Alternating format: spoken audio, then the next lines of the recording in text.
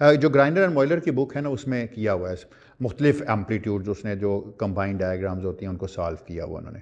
Even पेस्कन and शूडर में भी कई डायग्राम्स, इलेक्ट्रॉन फोटोन स्कैटरिंग वगैरह की ना, तो वो भी आप देख सकते हैं। लेकिन इसके बाद आप कुछ भी, कोई भी फाइनमेंट डायग्राम आप कैलकुलेट कर सकते हैं, आपको कोई प्रॉब्लम नहीं है। आज मैं जो चीज़ आपको बताऊंगा उसके बाद तो एम्पलीट्यूड का स्क्वायर आप निकालेंगे वहाँ से विद स्पिन एवरेजेस और स्पिन सम और स्पिन एवरेजेस करके, और उसकी वैल्यू यहाँ पुट करेंगे तो आपके पास क्रॉस सेक्शंस वगैरह या डीके रेट वगैरह आ जाएंगी। ठीक है, करके देखेंगे तो पता चलेगा। हाँ, ज़बानी पार्टिकल फिजिक्स नहीं होती। पार्टिकल फिजिक्स या फील्ड थ्योरी ऐसे नहीं होगी, ऐसे होगा तो क्या होगा, ऐसे वो अब दादी अम्मा की कहानियों में होता है, मैथमेटिक्स में नहीं होता। मैथमेटिक्स में करके ही देखना पड़ता है आपको। मैं हमेशा आपसे बात कहता होता हूँ कि trust is good but control is better. In order to have a control you have to do it once. ज़िंदगी में एक ना एक दफ़ा। आपको पता है आजकल तो कुछ ऑटोमेटिक पार्टिकल फिजिक्स के टूल्स बने हुए जिन्हें कहते हैं फाइन आर्ट्स वगैरह, फाइन कैल्क वगैरह। उनमें एम्पलीट्यूड लिखें, एम्पलीट्यूड का मॉड लें, फर्मियन स्पिन सम करें, वो आपको amplitude square in term of dot products दे देता है। एक्चुअली जब स्क्वायर ऑफ एम्पलीट्यूड करेंगे, ट्रेस लेंगे, मोमेंटा कॉन्ट्रैक्ट करेंगे इंडिसेस को, आप देखिएगा मुख्तलिफ स्केलर प्रोडक्ट्स आ जाएंगे। क्यों? क्योंकि amplitude is Lorentz invariant and the scalar products are Lorentz invariant. तो आप देखिएगा वो सारे लॉरेंट्ज इनवेरिएंट्स बन जाएंगे। तो मैं इसलिए कह रहा हूँ, जो मैंने लास्ट लेक्चर में भी आपसे कहा था, जो मैंने एम लिखा था उसका मॉड स्क्वायर एक दफ़ा आप कैलकुलेट ज़रूर करें। ट्रेसेस लें, उसके बाद कॉन्ट्रैक्ट करें एक जैसे इंडिसेस को, और फिर उसको सॉल्व करें। सिर्फ एक चीज़ आपने ख्याल रखना है, जो चीज़ आपको, जिसको चले मैं थोड़ा सा बताया, तो जिस चीज़ का आपको ख्याल रखना है, फ़र्ज़ कीजिए अगर ये लिखा होता you R of P1, let's say यहाँ पर कोई इंडेक्स होता गामा म्यू, और ये यू बार था, और यहाँ पर you are prime of let's say P1 prime लिखा होता। इसको मैं अगर फर्ज करते हैं सिर्फ ये पार्ट होता है एम्पलीट्यूड में। अगर आप इसका डैगर लेते तो क्या करते? आप इसका ए डैगर जब लेंगे तो क्या बनेगा? ए डैगर लेंगे तो ये बन जाएगा U are prime dagger P1 prime. अच्छा, जब यहां गैमा म्यू है तो यहां इंडेक्स डिफरेंट रख रहे हैं, गैमा न्यू रख लें, एक जैसे इंडिसेस ना रख लें। गैमा न्यू का डैगर आ गया, और जब इसका लेंगे डैगर तो क्या बनेगा? You this into this. अब मैंने क्या कहा था, इसको भी गैमा म्यू 0 से 2 दफ़ा रखेंगे, यानी यहां पर आप आइडेंटिटी रख सकते हैं जो कि गामा 0 का स्क्वायर्ड है। तो ये क्या बन जाएगा? ये बन जाएगा U bar R prime of P1 prime gamma nu U R of P1। अब जब स्पिन्स पे सम करेंगे आप और ए डैगर कैलकुलेट करेंगे, तो इसका मतलब होगा this is the spin averaged a modulus squared. जब इसका मॉड्यूलस स्क्वायर करेंगे तो यू बार को मल्टीप्लाई, आप दोनों एम्पलीट्यूड को, फर्क नहीं पड़ता डैगर को पहले रखें या डैगर को बाद में रखें, कोई फर्क नहीं पड़ता। तो आप इसको लिख सकते हैं कि this is equal to the sum over the spins. मैंने स्पिन किसकी? आर पे भी और आर प्राइम पे भी। क्या करेंगे आप? यू, मैंने कुछ, हाँ, U bar R P1 gamma mu U are prime P1 prime. Similarly U bar R prime P1 prime gamma nu U R of P1। अब आपको पता है कि ये क्या दे देगा आपको? P1 prime slash plus M over 2M। एक स्पिन सम खत्म हो जाएगा। दूसरे में आप इसको इधर ला सकते हैं क्योंकि ये नंबर बन जाता है। आप इसको लिख सकते हैं, अच्छा, इसको नंबर बनाने के लिए आप देखें जरा क्या रह गया। मैं कहता हूं आप इसको लिख लें you are bar of P1। इस सारे को ना कोई नया नाम दे लें, let's call this as a capital Q, और इसको रख लें यू आर ऑफ P1। अब इंडिसेस दें आई जे जे। अब ये मैट्रिक्स एलिमेंट्स बन गए, इनको उठा के पहले ले आए, तो क्या लिख सकते हैं आप इसको? Sum over spins u r j of P1 u r i of P1 u i j. अच्छा, आप अगर देखें तो जहाँ से आप शुरू कर रहे हैं वहीं पे ख़त्म कर रहे हैं तो ट्रेस बन जाएगा ना। और ये ये यू बार जो है ये मिलके क्या देगा आपको, p स्लैश प्लस m बन जाएगा। तो this becomes a trace of, so this is equal to the trace of p1 slash plus m into Q की जगह मैं वैल्यू उसकी वो फॉर्म रख देता हूँ, p1 prime slash plus m gamma new.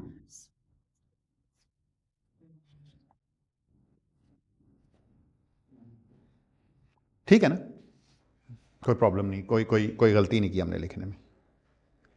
इसका मतलब यह है कि आप ऐसे, अब आप ट्रेस खोलना आता है आपको, मैंने कल आपको सिखाया हुआ है कैसे खोलते हैं। इसी तरह कोई एम्पलीट्यूड में कोई और दूसरा पार्ट भी होगा इस एम्पलीट्यूड का, या कोई पोलराइजेशन होगी, उससे कॉन्ट्रैक्ट होकर इंडिसेस ख़त्म हो जाएंगे। ठीक है, ऐसे कोई भी पार्ट, कोई भी स्पिन होती, कुछ भी होता, M1 का होता, M2 का होता, किसी का भी कोई पार्ट होता, स्पिन सम ऐसे ही होता। कोई सवाल? यही पूछ रहे थे आप लोग? पता चला आपने पूछा कुछ और है, मैंने जब कैलकुलेशन किसी और चीज़ की कर दी है। अच्छा, देखिए पार्टिकल फिजिक्स में हम दो तरह के प्रोसेसेस पढ़ते हैं। हाँ, मैं क्यों पहली दफ़ा पार्टिकल फिजिक्स का जिक्र कर रहा हूँ, क्योंकि अब मैं आ रहा हूँ फिनोमेनोलॉजी पे। फिनोमेनोलॉजी का मतलब ये होता है कि गिवन थ्योरी की जो चीज़ें आपने टूल सीखे हैं उनको यूज़ करते हुए कुछ एक्सपेरिमेंटली मेजरेबल चीज़ों को आप फाइंड आउट करते हैं। अब एक्सपेरिमेंटलिस्ट जिस चीज़ को फाइंड आउट करते हैं उन्हें इस बात से कोई इंटरेस्ट नहीं होता कि आप अंडरलाइन क्या कर रहे हैं। वो पार्टिकल्स को देखते हैं, उनके डिफरेंट मोमेंटम डिस्ट्रीब्यूशंस को मेजर करते हैं, आइडेंटिफिकेशन करते हैं डिफरेंट पार्टिकल्स की एक्सपेरिमेंट्स में। और this is a whole daunting task, it's a very difficult thing. मुझे ऑनेस्टली जब मैंने एक डिटेक्टर फिज़िक्स पे किताब पढ़ना शुरू की तो फिर मुझे अंदाज़ा हुआ कि वाकई ये बहुत मुश्किल काम है कि एक सिग्नल जनरेट करना, there are billions and billions of let's say particles, collisions के बाद जो प्रोड्यूस होते हैं बहुत ज़्यादा, उनमें आइडेंटिफाई करना कि इस किस्म के पार्टिकल क्यों हैं, how high and electronics involve है इसमें, डिटेक्टर की पूरी फिजिक्स इन्वॉल्व है इसमें पूरे कंप्यूटेशनल टूल्स इन्वॉल्व हैं। तो it's a whole bunch of, और फिर एल्गोरिदम्स हैं, पूरे प्रोग्राम्स हैं। हम भी बिल्कुल फिनोमेनोलॉजी वाले क्या करते हैं, गिवन मॉडल्स को यूज़ किया। गिवन मॉडल मेरे पास अब क्या था, क्वांटम फील्ड थ्योरी है, उसको यूज़ करके आपने एम्पलीट्यूड लिखा। एम्पलीट्यूड के बाद अब मैं जो चीज़ कैलकुलेट करना चाहूँगा वो होगी कि इस एम्पलीट्यूड को किसी ऐसी चीज़ में पुट करूँ, सॉल्व करूँ चीज़ों को, और उससे कोई ऐसी चीज़ बनाऊं जिसको एक्सपेरिमेंटलिस्ट मेजर कर सकते हैं।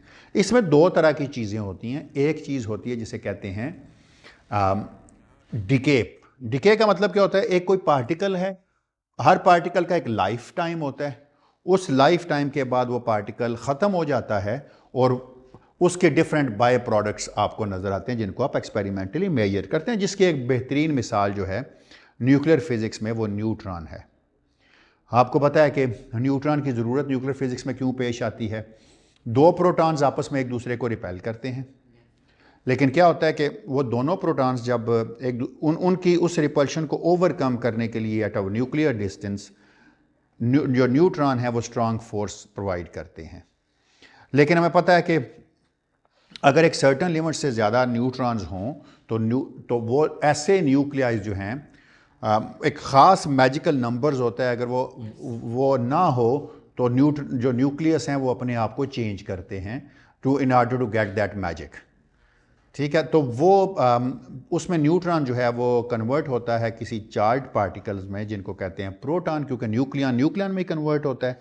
साथ में इनर शेल्ट्रॉन, साथ में एक इलेक्ट्रॉन निकलता है और एक न्यूट्रिनो तो निकल आया, वो तो नहीं डिटेक्ट होगा, और एक इलेक्ट्रॉन जो है वो हम देख सकते हैं जो न्यूक्लियस से निकलता है। This is known as the standard beta decay. Beta electron, इसको कुछ लोग लिखते हैं बीटा माइनस। और ये ऐसा ही इसका उलट प्रोसेस होता है जब सूरज के अंदर बहुत ज़्यादा जो प्रोटॉन्स हैं उनमें दो हाइड्रोजन एटम आपस में by some incident because of very very high energy वो करीब आते हैं, तो उनके आपस में उनके न्यूक्लियस जो है ना जुड़ जाते हैं प्रोटॉन। लेकिन क्या होता है, कुछ देर के बाद एक प्रोटॉन जो है वैसे तो डिके नहीं करता, लेकिन when you have huge number of protons then one of them make a transition to the neutron. और वो एक इसी तरह और दो मिलते हैं और हीलियम का न्यूक्लियस बनाते हैं। फिर जो 4 हाइड्रोजन के इलेक्ट्रॉन बचे थे फिरते उनको 2 पकड़ते हैं और हीलियम का एटम बनाते हैं। यही वो फ्यूजन रिएक्शन होता है जिससे सूरज की चमक आपको नजर आती है और एनर्जी फील होती है। उसमें प्रोटॉन डिके करता है न्यूट्रॉन में, and that is known as a beta plus process. एक सिंगल प्रोटॉन डिके नहीं करता, उसका लाइफ टाइम जो है एज ऑफ यूनिवर्स से ज़्यादा है। क्यों? अगर प्रोटॉन डिके कर जाता तो कोई हाइड्रोजन स्टेबल ना होता, हाइड्रोजन स्टेबल ना होता तो कुछ भी ना होता। इसलिए कुछ रूल ऐसे हैं जो जिनको कहते हैं द नेचर्स फाइन सिलेक्शन।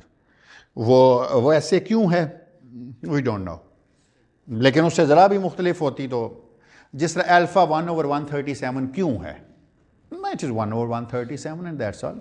जो नंबर निकालते हैं E²/4πε0 से वो 1/137 ही निकलता है at the hydrogen scale. We don't know why this is 1/137. तो ठीक है, this is nature a priori choice है। दोबारा कोई यूनिवर्स बनेगी, उस यूनिवर्स के अंदर फिर अगर अल्फ़ा 1/137 है, एक इवेंट 2 दफ़ा हो गया, देन फिर हम इस काबिल होंगे कि उसकी कोई ना कोई साइंस ढूंढ सकें, क्योंकि सिंगल इवेंट की कोई साइंस नहीं होती। एक से ज़्यादा दफ़ा कोई इवेंट होता है तो उसकी कोई ना कोई स्टैटिस्टिकल सिग्निफिकेंस होती है। हाँ एग्जैक्टली, हमें जो भी चीज़ पहली दफ़ा मिली है ना वो ऐसे क्यों है, हमें नहीं पता बस क्यों है। लेकिन ये है कि एक से ज़्यादा दफ़ा जब हो तो फिर हम उस क्यों में को ढूंढ सकते हैं। क्योंकि आपको याद है ना, बोल्ट्जमैन भाई साहब ने कह दिया था कि जो एंट्रोपी है वो log of number of ways पे डिपेंड करती है। अब अगर किसी चीज़ का एक ही वे है तो उसकी entropy zero it has no statistical significance. एक दफ़ा था क्या, उसकी एक दफ़ा कोई चीज़ कोइंसिडेंस भी हो सकती है। एक से ज़्यादा दफ़ा जब आप करना चाहें तो फिर कोइंसिडेंस नहीं होगी, then there is a real jam in it. तो मैं आज सिर्फ पहले डिके की बात करूंगा। आई होप सो कि हम ख़त्म कर सकेंगे डिके की कैलकुलेशन। जब एक पार्टिकल डिके करता है या 2 पार्टिकल स्कैटर करते हैं, जब कोई पार्टिकल फाइनल स्टेट में जाते हो तो फाइनल स्टेट के सारे मोमेंटास पे आप सम करते हैं। इस सारे ना सिर्फ मोमेंटास पे सम करते हैं बल्कि उस पूरे के पूरे एंगल पे भी सम करते हैं, ताकि आपके पास एक एंगुलर डिस्ट्रीब्यूशंस का भी पता चल जाए आपको। ऐसी चीज को जिसमें आप फाइनल स्टेट पे सम करते हैं, that is known as a phase space. Phase space आपने पढ़े हुई थी। फेज स्पेस क्या होती है? पोजीशन मोमेंटम स्पेस में फिक्स एनर्जी के कर्व्स जो होते हैं उन्हें फेज कर्व्स कहा जाता है, जिसमें एक्स और पी तो बदलते हैं, लेकिन हाइड्रोजन एटम के लिए अगर आप देखते हैं तो p² + x² हमेशा एक कांस्टेंट एनर्जी के कर्व्स होते हैं। ऐसे ही कर्व्स आप इक्वी पोटेंशियल सर्फेसिस भी बनाते हैं जब आप इलेक्ट्रिसिटी मैग्नेटिज्म का कोर्स करते हैं। तो ये समझ लें वैसी ही कोई चीज़ है जिसमें एनर्जी कर्व सेम है। तो हम डिके की बात करेंगे आज। सबसे पहले फ़र्ज़ करते हैं कि इसका एक स्टैंडर्ड फार्मूला है फर्मी गोल्डन रूल। मैं इतना पीछे नहीं जाऊंगा क्योंकि फिर बहुत वक्त दरकार होगा। फर्मी गोल्डन रूल में अगर फ़र्ज़ कीजिए आपके पास मेरी पूरी कोशिश होगी कि मैं क्विकली इसका कैलकुलेट कर लूँ, कि इसकी कैलकुलेशन बहुत आसान है। फ़र्ज़ कीजिए डिके में एक पार्टिकल चला गया जो कई किस्म के पार्टिकल्स में जा सकता है। मैं हर फैक्टर को आपको एक्सप्लेन करूंगा। ये पार्टिकल n पार्टिकल्स में डिके कर सकता है। n कैन बी 2, 3, 4, 5, कुछ भी हो सकता है, बेशुमार चीज़ों में जा सकता है। जो डिके रेट है उसको ऐसे लिखा जाता है, मैं हर फैक्टर एक्सप्लेन कर दूंगा फर्मी गोल्डन रूल से। जरा देखिएगा, इसको गैमा से लिखा जाता है। गैमा के डायमेंशन होते हैं 1/टाइम के, इनवर्स होता है टाइम, डिके टाइम का। ये इसके यूनिट्स हम GeV में मेजर करते हैं इसको ना हमेशा, नेचुरल जब यूनिट्स नेचुरल लिखते हैं। इसको ऐसे लिखा जाता है S/2m1। 2m1 का फैक्टर करस्पॉन्ड करता है इनिशियल पार्टिकल को। S एक स्टैटिस्टिकल फैक्टर है, मैं बताऊंगा ये क्या होता है थोड़ी देर में। उसके बाद वो क्वांटम फील्ड थ्योरी की चीज जो आपने अभी तक कैलकुलेट की है m02, वो आप यहां रख देते हैं। Spin average amplitude, because it is a Lorentz scalar. Decay rate एक नंबर है, ये भी लॉरेंट्ज स्केलर होगा, जरा देखिएगा क्यों। उसके बाद आप क्या लिखते हैं? उसके बाद आप वही एनर्जी मोमेंटम कंजर्वेशन का डेल्टा फंक्शन, याद है ये तो आपके पास फाइनमेंट डायग्राम में भी आया था ना, जिसको आपने स्ट्रिप ऑफ किया था। तो ये सारा पार्ट वो पुट कर रहे हैं हम फाइनमेंट डायग्राम वाला। P1 minus P2 minus P3 up to so 1 minus Pn। क्या हुआ? n particles, initial final minus initial या इनिशियल माइनस फाइनल, ये एनर्जी मोमेंटम कंजर्वेशन है ना, याद है ना आपको? P1 minus P2 minus P3 minus P4, ये एनर्जी मोमेंटम की। Pf माइनस Pi या Pi minus Pf, doesn't matter, delta function एक इवन फंक्शन है। अच्छा, उसके बाद आप क्या करेंगे, चूंकि सारे फाइनल पार्टिकल मोमेंटम की वैल्यू कुछ भी हो सकती है, तो अब सारी मोमेंटम वैल्यू पे इंटीग्रेट करेंगे। ये इंटीग्रल इसलिए लगाया हुआ है। तो J इज इक्वल टू 2 से लेकर n तक। अच्छा, जरा देखिएगा ये फैक्टर क्या है। इसको समझना, याद रखना बिल्कुल मुश्किल नहीं है। P J squared minus M J squared theta of P J 0, और एक चीज रहती है सिर्फ, अब वो है D for T J over 2π4। सारे प्रोपेगेटर, हर चीज तो यहां पड़ी हुई है ना। अब जरा इन सारे फैक्टर्स को देखें, इनसे मुराद क्या है। एस क्या है? एस एक स्टैटिस्टिकल फैक्टर है जो नंबर ऑफ आइडेंटिकल पार्टिकल्स से को करस्पॉन्ड करेगा। इसमें कोई पार्टिकल अगर आइडेंटिकल नहीं है तो एस 1 है। अगर फर्ज कीजिए ये प्रोसेस होता, अगर ये प्रोसेस होता, let say A goes to B plus B plus C plus D plus D plus D, इसमें 2 बी हैं, एक सी है, 3 डी है, तो जितने पार्टिकल सेम हैं उनके फैक्टोरियल से आप डिवाइड करेंगे। तो इस सूरत में अगर आप एस को लिखना पड़ेगा तो आप एस को लिखेंगे 1/2 factorial, because we have 2 identical Bs. कोई पता नहीं कौन सा बी किसको करस्पॉन्ड कर रहा है, डबल काउंटिंग ना हो जाए कहीं। एक ही सी है, 1/1 फैक्टोरियल, 3 डी हैं तो 1/3 फैक्टोरियल। क्लियर होगी बात? स्टैटिस्टिकल फैक्टर की सेंस बन गई। अच्छा चलें, गुड। ये तो मैंने पहले बता दिया, एनर्जी मोमेंटम कंजर्वेशन को करस्पॉन्ड करता है। ये क्या चीज है? ये बताता है कि जी सारे पार्टिकल्स जो हैं वो ऑन शेल होंगे, outgoing particles. Outgoing particles on shell होने का मतलब क्या है कि उनके उनके जो मोमेंटम का स्क्वेयर्ड है, 4 मोमेंटम का, वो उनके मास के स्क्वेयर्ड के बराबर है। ये क्या बता रहा है? ये कह रहा है कि अगर एनर्जी पॉजिटिव होगी तो जवाब एग्जिस्ट करेगा, एनर्जी नेगेटिव होगी तो इसका आंसर 0 होगा। यानी ये ऑल पॉसिबिलिटीज जो पी जे के हैं उनमें से सिर्फ वो पॉसिबिलिटीज रहने देगा जिन पॉसिबिलिटीज में एनर्जी ग्रेटर देन 0 होगी। जिनमें एनर्जी लेस देन 0 होगी उसको 0 कर देगा। ये वो यहां नहीं आएगी, देखिएगा वो यहां नहीं आएगी। आपका एनर्जी का कट हमेशा पॉजिटिव ही होगा, ऑटोमेटिकली इंक्लूड हो जाएगी हर चीज। डोंट वरी, मैं जब करूंगा तो समझ आ जाएगी, डोंट वरी। उसकी रीजन ये है कि थीटा फंक्शन आपने इसने ले लगाया कि आप अपनी ब्रॉन्च कट में आप जो एनर्जी मेजर करेंगे that is greater than equal to 0, क्योंकि अदरवाइज तो E squared is minus something which is complex which is not possible. Then आप देखिएगा, अभी मैं लिखूंगा जब इसको, तो देखिएगा सिर्फ ब्रांच कट ये रहने देगा, सिर्फ पॉजिटिव एनर्जी का, नेगेटिव एनर्जी का 0 कर देगा। अच्छा, एक चीज आप याद रखिए, every delta has a factor of 2π, every D has a factor of 1/2π। Every D, यहां कितने डी हैं, कितना नीचे डेल्टा है, 2π4 है ना। Every delta has a factor of 2π। यहां कितने डेल्टा हैं, यहां कितने पाई हैं, तो इस तरह याद रख लीजिए, every delta has a factor of 2π, every D has a factor of 1/2π। कभी 2π के फैक्टर्स गलत नहीं होंगे आपके, ठीक है। तो चलें, अब पर्पज यह है कि जो अजर कह रहे हैं आप इसको सॉल्व करने की कोशिश करते हैं हम, ठीक है। अब यह बात याद रखिएगा कि E J squared minus P J squared is equal to, ये किसी भी जेथ पार्टिकल के मोमेंटम इसके बराबर है। अच्छा, ई जे को मैं P0J लिख लूंगा, क्योंकि वरना E ओवर सी पी होता है ना, तो इसको मैं लिख लेता हूं, चलें, P0J का squared is equal to PJ का स्क्वेड प्लस MJ का स्क्वेड। ठीक लिखा मैंने? अभी भी कोई गलती तो नहीं की लिखने में? अब मैं डेल्टा फंक्शन को सॉल्व करूंगा, जरा देखें कैसे। अगर जनरली लिखा होता ये चीज, तो आप ऐसे मुझे को बता सकते हैं इसका क्या मतलब होता है, delta of P squared minus M squared, क्या मतलब होता है इसका? ये होता है ना डेल्टा ऑफ P0 का स्क्वेड माइनस P वेक्टर का स्क्वेड माइनस एम स्क्वेड।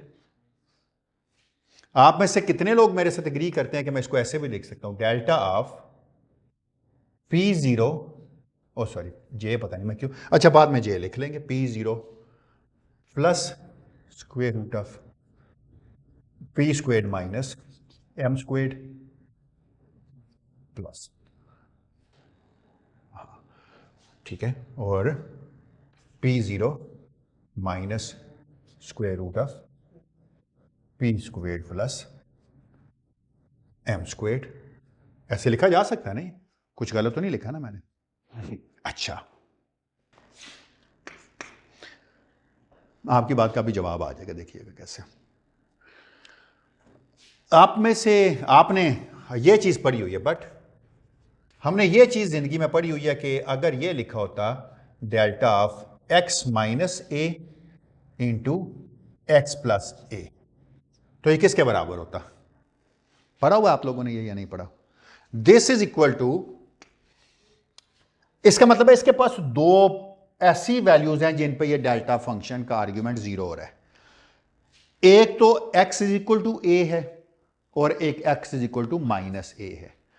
इसका मतलब है जब भी मैं एक पोल पुट करूंगा दूसरा प्लस 2a का कोएफिशिएंट के साथ मल्टीप्लाई होगा या माइनस 2a के साथ मल्टीप्लाई होगा, क्योंकि अगर x is equal to A put करूंगा तो ये 2a बन जाएगा, अगर x is equal to minus A put करूंगा तो ये माइनस 2a बन जाएगा। और ऐसे डेल्टा फंक्शंस की एक और प्रॉपर्टी, हम ये डेल्टा फंक्शन की प्रॉपर्टी जानते हैं कि delta of a into x लिखा होता ना अगर, तो ये होता 1 over mod of a delta F x. ये हमें पता है क्यों, क्योंकि इसलिए कि मैंने जो आपको अभी रीजन दी थी, आप इसको प्रूफ कर सकते हैं कि ए एक्स को कोई नया नाम दे दे y, तो D X becomes D Y over A, तो ये आपको यहां समझ आता है कि डी वाई ओवर ए क्यों लिखा जाता है। कट इसलिए होता है कि आपकी गिवन लिमिट्स के अंदर ए की वैल्यू कोई भी हो, +1 हो या -1 हो, क्योंकि डेल्टा फंक्शन सिमेट्रिक है। तो अगर यहां 1 ओवर ए लिख देते आप तो ये जो डेल्टा फंक्शन की सिमेट्री थी वो ना नजर आती, ए नेगेटिव होता तो यहां माइनस आ जाता, जो कि डेल्टा की प्रॉपर्टी नहीं है, इसलिए you have the modulus of A. तो everything has a definite physics in it. इसीलिए अगर आप इसको यूज करें तो क्या कर सकते हैं, इसको आप लिखेंगे सिमिलरली, ये जो चीज आपकी आप इसको लिख सकते हैं, this is equal to 1 over 2 times modulus of A into delta of x minus A plus delta of x plus A, यानी प्रोडक्ट से आप सम में आ गए हैं। From the product of the arguments जो दो थे उनसे sum of their linear combinations आ गए। Linear mean delta of x minus और डेल्टा ऑफ x प्लस से आ गया। मॉड्यूलस की सेंस बन गई ना, मैंने या रिपीट करने की जरूरत है ये? Alright, good. चले अब हम अपनी गिवन चीज कैलकुलेट करते हैं।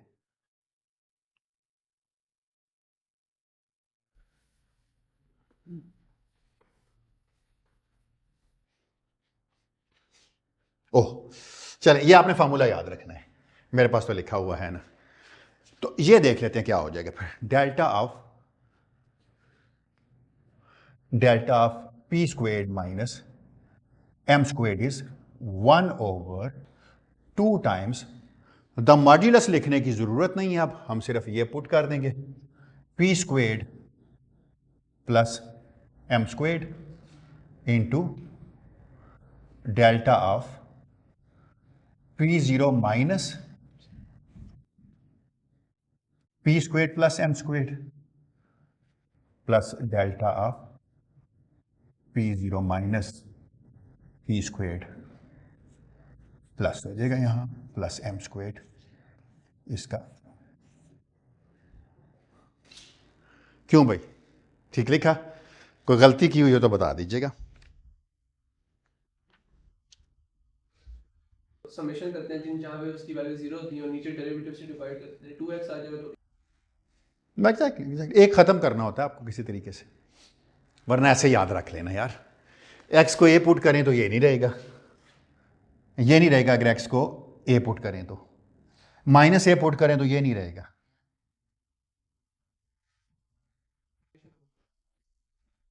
हाँ हाँ हाँ बिल्कुल एग्जैक्टली ये बन जाता है D by D x of delta, तो वो जब आप फंक्शन का डेरिवेटिव बन जाता है, इसको फंक्शन मान लेना x स्क्वायर माइनस हाँ, वो 2x आ जाती है और x की वैल्यू जब आप पुट करते हैं एट दैट पॉइंट तो 2a बन जाती है। लेकिन मॉड नेचुरली आ जाती है। मॉड इसलिए आती है कि डेल्टा फंक्शन इवन फंक्शन है। ठीक है। अच्छा, अब अगर आप देखें theta of Pj0, P0 delta of P squared, वो sorry delta of P squared minus m squared, तो ये क्या बन जाएगा 1/2 time square root of P squared plus m squared theta of P0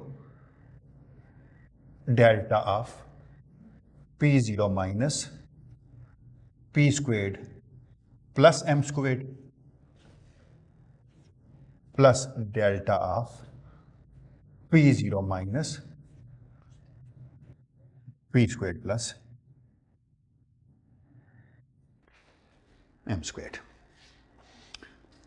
अभी आपको सेंस बन जाएगी P0 मैं क्यों कर रहा हूं जी।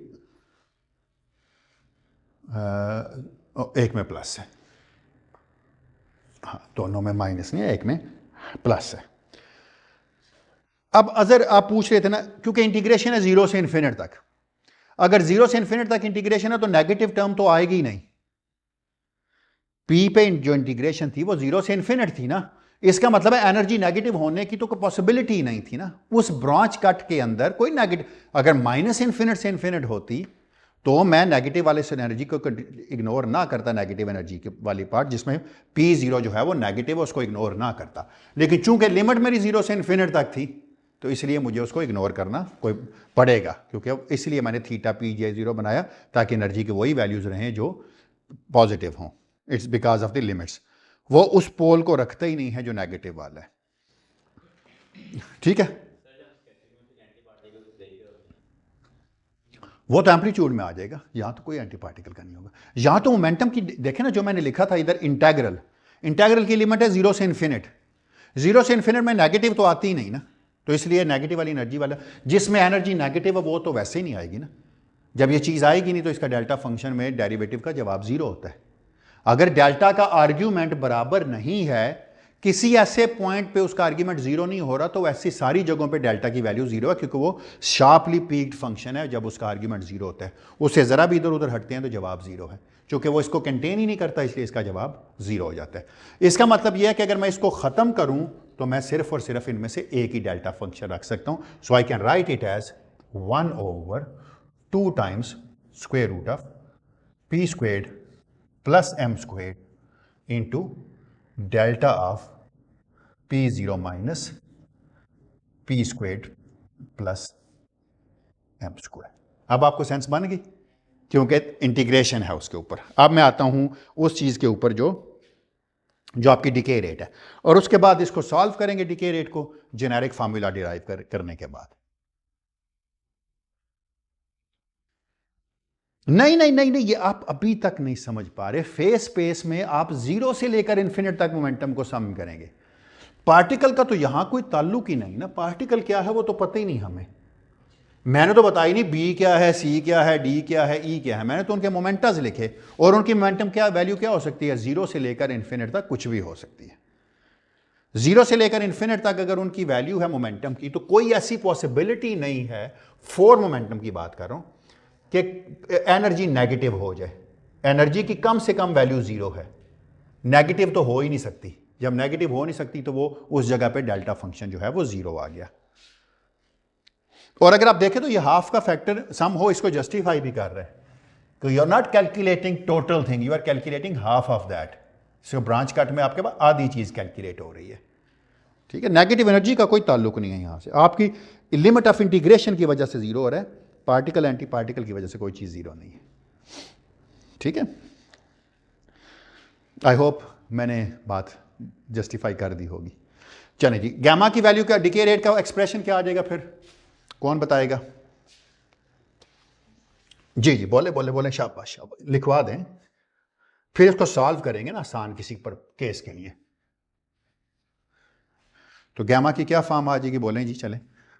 Gamma is equal to S/2m1 अच्छा, ये इसकी मैं बात कर रहा हूँ, ये इंटेग्रल है, मैं अब इसको थोड़ा सा कोशिश करूँगा कि खोल के लिख दूँ, ठीक है ना, इस स्टेप में। तो यहाँ पर क्या था, कौन बोलेगा? एम का एवरेज स्क्वायर्ड, ये एवरेज का मतलब क्या है? Average over the initial spin, sum over the final, जो फैक्टर 1/4 के आएंगे वो इसमें नजर आएंगे आपको। आगे क्या लिखा था हमने?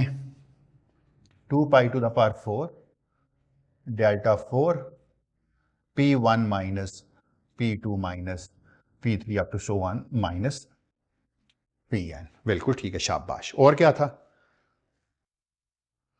मल्टीप्लिकेटिव साइन था, J इज इक्वल टू 1 से इसलिए शुरू नहीं किया था कि 1 तो डिके करने वाला पार्टिकल, तो 2 वाला था। और क्या था? 2π टाइम्स डेल्टा ऑफ, देखें अब एक रह गया, तो क्या बन गया ये? डेल्टा ऑफ Pj, ऊपर 0 लिख लेते ताकि मिक्स ना हो जाए, minus square root of Pj squared plus Mj squared.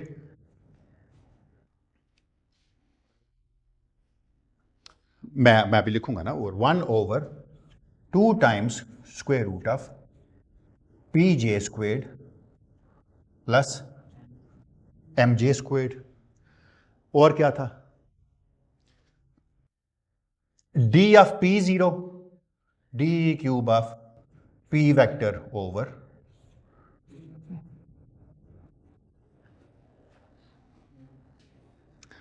अब आप देखें, अगर आप P जहां जहां पे, अच्छा इस M में, M is a function of moments, जहां भी M में Pj0 आएगा उसमें आप उसकी जगह क्या पुट कर देंगे? Pj square plus Mj square.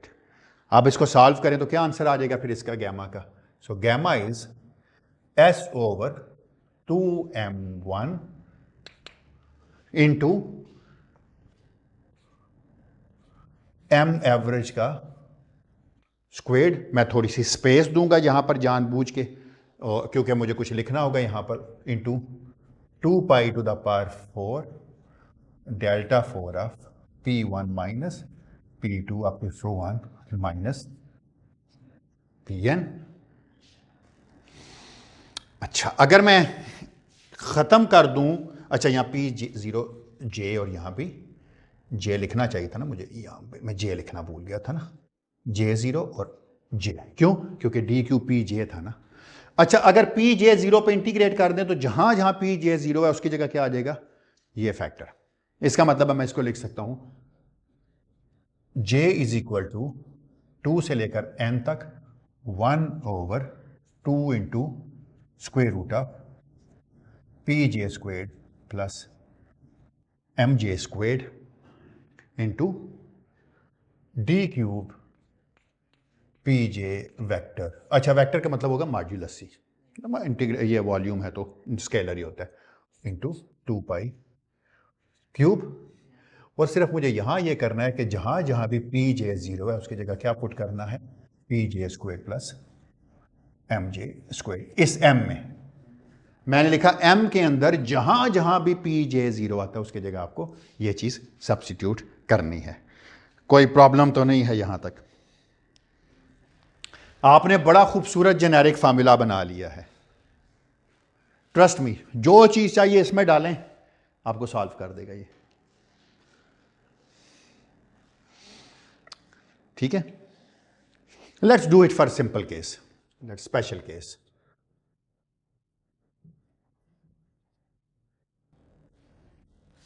Special case है कि 2 पार्टिकल का डिके है, 2 पार्टिकल्स बनते हैं फाइनल स्टेट में, 1 गोज टू 2 + 3। आसान तरीन काम है, बड़े बड़े ऐसे डिकेज हम सॉल्व करते हैं। अच्छा, बड़ी दफ़ा हम 3 बॉडी डिके को भी 2 बॉडी डिके में उसको इस तरह कट कर सकते हैं कि एक भी 2 बॉडीज में बन जाए, दूसरा भी बाद में उनको कंबाइन करें, तो 3 बॉडी डिके 2 बॉडी डिकेज में हम रिड्यूस कर सकते हैं in most of the cases. इसमें ये फैक्टर्स क्या हैं? ये फेज स्पेस के फैक्टर्स हैं।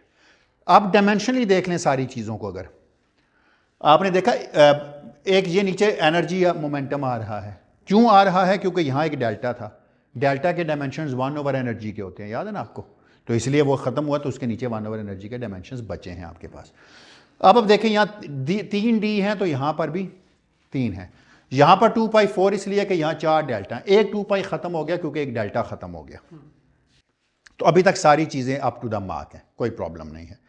चलें जी, इसको इस प्रोसेस में लिखवाएं, क्या होगा, कौन बताएगा, कौन बताएगा कैसे लिख सकता हूँ मैं इसको इस स्पेशल केस में। So this gamma for 2 body decay is S, कोई आइडेंटिकल पार्टिकल है, सो एस इज की जगह आ गया 1/2m1 integral m bar squared. अच्छा, अंडरस्टूड है, जो जो पी जे जीरोज हैं उनकी जगह ये आएगा, मैं नहीं लिखूंगा, वो एनर्जी नहीं है इसमें, इनटू 2π⁴ डेल्टा 4। अच्छा, एक दफ़ा ये ज़िंदगी में इंटीग्रेशन सीख लीजिएगा, मैं बड़ी डिटेल से कराऊंगा ये, ताकि आइंदा फिर आपको ज़िंदगी में दोबारा ना करके देखनी पड़े। तो ये आ गया P1 minus P2 minus P3 summation में। अब ये मल्टीप्लिकेशन का साइन है, सॉरी मैं बताना भूल गया, ठीक है ना। और ये क्या बन गया, 1/2 times P2 squared plus M2 squared, क्योंकि J की जगह अब 2 ही पार्टिकल है ना, और 1/2 into P3 squared plus M3 D cube P2 vector over 2π cube D cube P3 vector over 2π cube. मेरे ख्याल है कुछ छोड़ा नहीं है हमने, कि कुछ छोड़ दिया है तो बता दें। हैं? एक बात आपने याद रखनी है, जब कोई पार्टिकल डिके करता है तो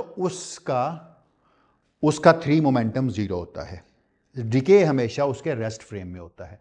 तो ऑलवेज रिमेंबर, जो डिकेइंग पार्टिकल है उसका 3 मोमेंटम 0 होगा।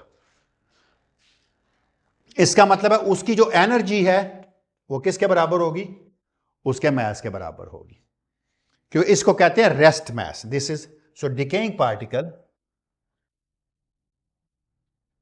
इसको हम कहते हैं डिकेइंग पार्टिकल इज एट, अगर वो रेस्ट में ना भी हो तो डिके इन फ्लाइट्स भी होते हैं।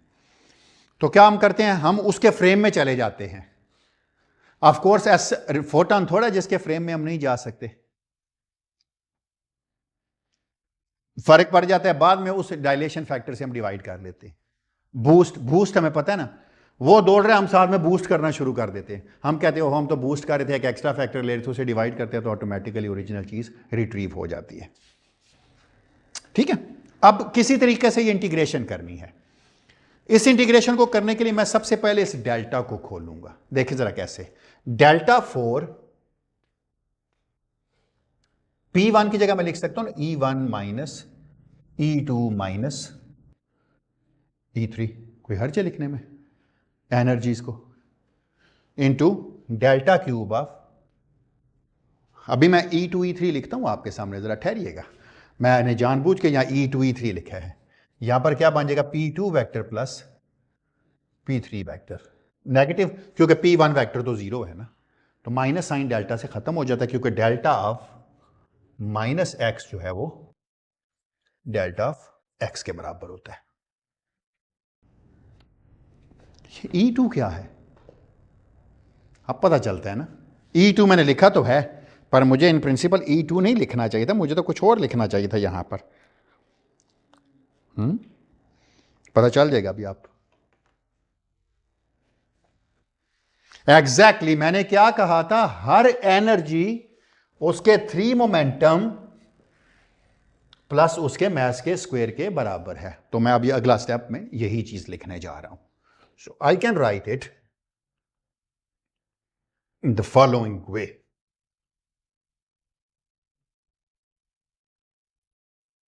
कोई सवाल है क्या?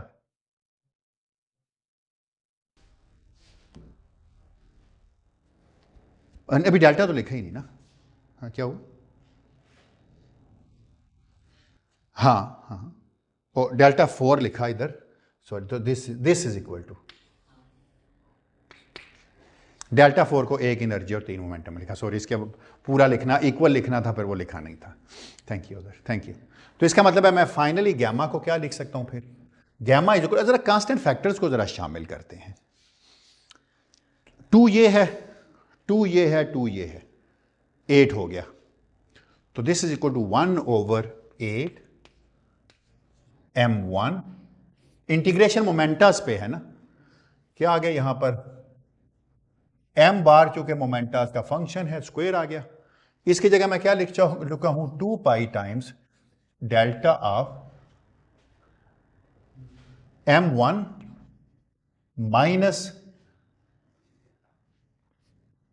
p2 square plus m2 square minus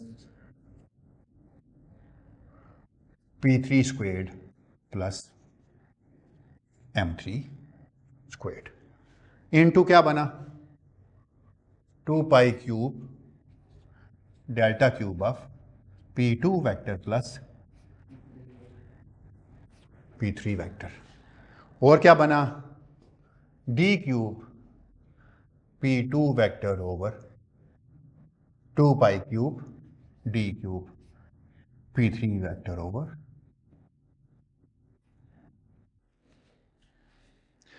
integration की लिमिट क्या है 0 से इन्फिनिट तक है, इसीलिए थीटा में पॉजिटिव एनर्जी रही थी। मैं अगेन रिपीट कर रहा हूं, p3 पे इंटीग्रेट कर दे, कुछ छोड़ दिया नीचे फैक्टर। हाँ यार ये जो है ना इन्होंने बड़ा तंग किया हुआ है, p2 squared plus m2 squared square root और p3 squared plus m3 squared square root. Thank you.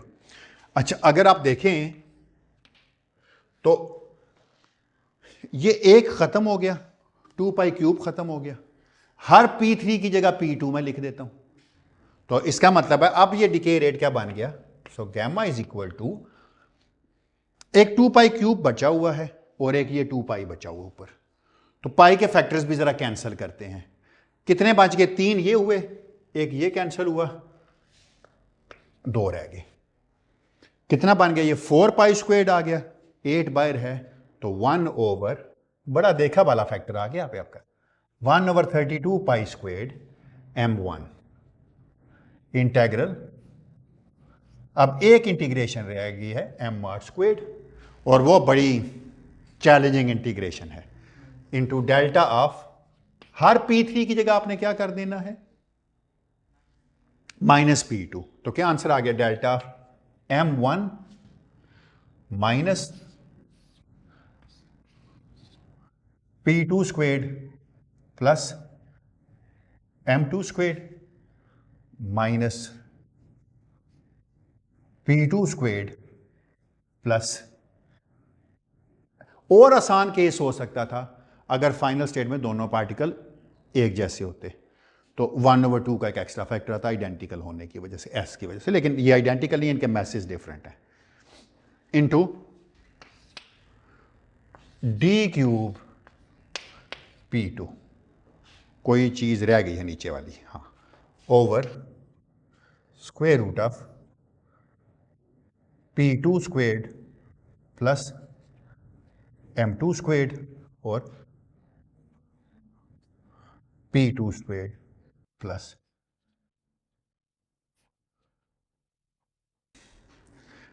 अब आप देखें प्रॉब्लम यह है कि यहां p2 इसके अंदर घुसा हुआ है और वो स्क्वायर रूट में है, अगर स्क्वायर रूट में ना होता तो मैं इसको बड़े आराम से ना सिंप्लीफाई कर सकता था। आप कैसे करूं सिंप्लीफाई, कौन बताएगा, कोई बंदा हिंट देना चाहेगा मुझे।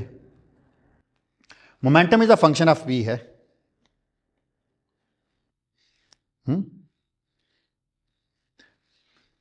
कभी ऐसी चीजें सॉल्व की हैं आजकल एमएमपी में या नहीं की, कभी एमएमपी में की होंगी बहुत दफ़ा सॉल्व आपने ऐसे डेल्टा फंक्शंस नहीं किए, ये कॉम्प्लिकेटेड है थोड़ा सा डेल्टा फंक्शन ये वाला, लेकिन देखते हैं।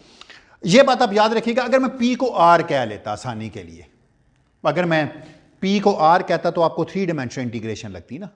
लेट्स टेक, थोड़ी देर के लिए लिख लेते हैं कि p2 is equal to r, कोई हर्ज नहीं है कि p2 जो है ना वो let's define it as r, तो इसका मतलब है d3p को आप क्या लिख सकते हैं, d3p2 को आप लिख सकते हैं ना इसको r squared D R D omega, अगर ये 4 डायमेंशन में है, अब जितने मर्जी डायमेंशन में है, in principle it is written as r to the power n minus 1 D R D omega n minus 1। तो 3 डायमेंशन में तो r square D R solid angle in 3 dimension which is equal to 4 pi. चूंकि m के अंदर दो particles back to back जा रहे हैं ना, क्यों बैक टू बैक जा रहे हैं, आपने खुद ही तो मुझे बताया था कि p3 वेक्टर जो है वो किसके बराबर है, p3 vector is equal to -2p vector. इसका मतलब दोनों बैक टू बैक जा रहे हैं। अगर ये बैक टू बैक जा रहे हैं तो कोई एंगुलर डिपेंडेंस नहीं है इनमें, क्यों, एक इधर चल पड़ा एक इधर चल पड़ा, दोनों 180 डिग्री पे, क्या एंगुलर डिपेंडेंस उनमें, थीटा का फंक्शन तो ये है नहीं है। क्यों ये बैक टू बैक जाना मजबूरी थी, क्योंकि इनिशियल पार्टिकल के रेस्ट फ्रेम के अंदर इसका मोमेंटम तो जीरो है ना, बिफोर 3 मोमेंटम, इसका मतलब है फाइनल भी जीरो होना चाहिए। तो इसका मतलब है अगर p3 इधर गया है तो p2 जो है वो बिल्कुल इसके एंटी पैरेलल जाएगा, सही कहा ना, एंटी पैरेलल, हाँ। तो इसका मतलब है इसमें कोई एंगुलर डिपेंडेंस नहीं होगी। इसका मतलब है this m is a function of r only and it is not a function of theta and phi. Clear होगी ये बात। अगर ये 3 पार्टिकल्स होते, एक इनके साथ ना जाता, एक कहीं और चल पड़ता, फिर एंगुलर डिपेंडेंस होती इसमें, फिर मैं डी थीटा पे या डी ओमेगा पे इंटीग्रेट ना कर सकता। क्यों, क्योंकि 3 पार्टिकल के मोमेंटा का सम 0 है।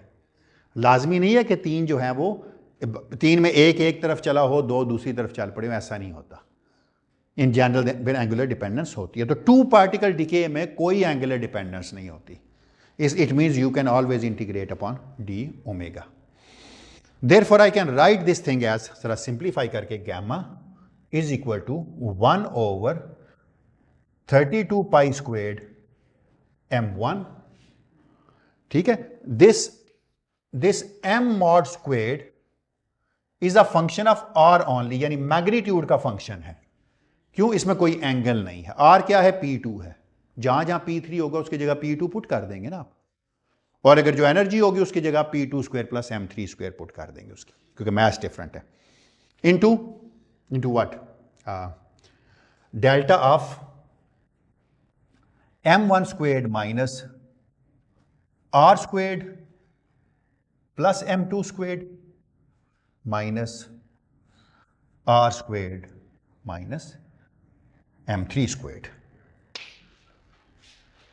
ओवर 1 ओवर r स्क्वेयर्ड, ओहो प्लस है यहाँ, प्लस m2 स्क्वेयर्ड और r squared plus m3 squared. और यहां क्या बन गया, r स्क्वेयर्ड डी आर, और डी ओमेगा की जगह मैं क्या लिख सकता हूं, 4 पाई, एंश्योर करने के लिए कि कोई एंगुलर डिपेंडेंस नहीं है। इसका मतलब है ये 4 पाई इनसे कट के आस्ता आस्ता वो फैक्टर बनना शुरू हो गए जो पार्टिकल डेटा बुकलेट में लिखे होते हैं, 8 पाई। तो वही आ गया 1 ओवर 8 पाई m1। ठीक है, गुड, चलें अब इसको मैं लिखता हूं आगे जाके जरा।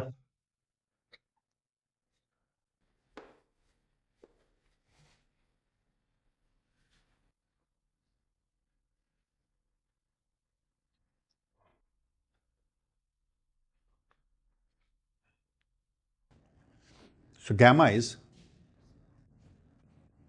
1 over 8 pi integral m of r bar squared delta of m1 squared minus r squared plus m2 squared, एक दफ़ा साफ करके लिख लूँ, minus r squared plus m3 square, इसका square root, into 1 over r square plus m2 square square root और r square plus m3 square square root r square dr। कुछ छोड़ दिया मैंने, m1 छोड़ दिया, M1 रह गया, और भी कुछ रह गया तो बता दें। अब मैं मैच कर लूँ कि जो मैं लिख रहा हूँ वो सब कुछ ठीक है ना। अब सिर्फ इस इंटीग्रल को सॉल्व करना है r के ऊपर। So let's take right u is equal to r square plus m2 square का square root plus r square plus m3 का स्क्वेयर रूट। इस सारी चीज को u कह लेते हैं ना हम, कोई प्रॉब्लम नहीं, u कहने में कोई हर्ज भी नहीं है। आप में से मुझे को बता सकता है कि मैं फिर डी यू कैसे कैलकुलेट कर सकता हूँ, अगर मैं D U by D are calculate करना चाहूँ तो कैसे कैलकुलेट कर सकता हूँ? D U by D are कैसे कैलकुलेट कर सकता हूँ? कराए ना ज़रा, मेरी डिफ्रेंसिएशन बड़ी कमज़ोर है। तो D U by D R, इसका 1 over R square plus m2 squared square root, वो 2 कैंसिल नहीं हो जाएगा, इनटू आर आ जाएगा, है ना, plus R over R square plus m3 squared square root. कुछ गलत तो नहीं किया? एलसीएम ले लें अगर आप, तो ये क्या लिखा हुआ है? अच्छा, जिसके पास जो नहीं है वो उसके मिल जाएगा, है ना। तो ये आप you can always write it as r into R squared plus m2 squared square root plus R squared plus m3 square square root over इन दोनों का प्रोडक्ट आ गया, R squared plus m2 squared और R squared plus m3 squared. और ये चीज क्या लिखी हुई है सारी? यू ही नहीं लिखा हुआ है ना। इसका मतलब ये हुआ कि आप लिख सकते हैं ना इसको ऐसे कि D U over U is equal to R times D R over R squared plus m squared square root और m2 स्क्वेयर्ड सॉरी और R squared plus m3 squared. हाँ, ये सब कुछ पड़ा हुआ है ना। एक आर काम है तो कोई बात नहीं, एक आर लिख लेंगे, हमारा क्या जाता है। हमारे उस आर लिखने में तो कोई, हमारा उस आर को लिखने में कोई प्रॉब्लम तो नहीं है ना। क्या हाल है? तो फिर ये सिंप्लीफाई हो गया, किसके इक्वल आ गया? ये वाला इंटीग्रल। सो गामा इज, थोड़ा सा मैं, सो गामा बिकम्स, अच्छा ये इंटीग्रेशन आपने याद रखनी है, जब आप क्रॉस सेक्शन कैलकुलेट करेंगे तो उसको भी इसके साथ आप मैच कर सकते हैं। सो द गामा बिकम्स, बस बल्कि यहां लिख लेते हैं, जगह बच जाएगी, थोड़ा सा टाइम भी बचेगा। Gamma is equal to 1 over 8 pi m1 integral m bar r modulus square delta of m1 squared minus u, है ना, काश u स्क्वायर रख लेते हैं ना, चलो, into r over u D you. कमाल हो गया वैसे, वो पता नहीं वो सही हुआ है या गलत हुआ है, लेकिन ये मुझे पता है कि ये m भी अब फंक्शन ऑफ u है, r नहीं है, क्योंकि r को मैं सिंगल मास है। अच्छा, तो पहले बताओ ना यार, चलो डायमेंशनली भी, हाँ ठीक है, चलो कोई बात नहीं, ऐसी गलतियां हो जाएंगी, खैर कोई बात नहीं, बिल्कुल ठीक है। बड़ा अच्छा लग रहा है ना, अब लिखने में भी खूबसूरत लग रहा है, डायमेंशनली भी ठीक है।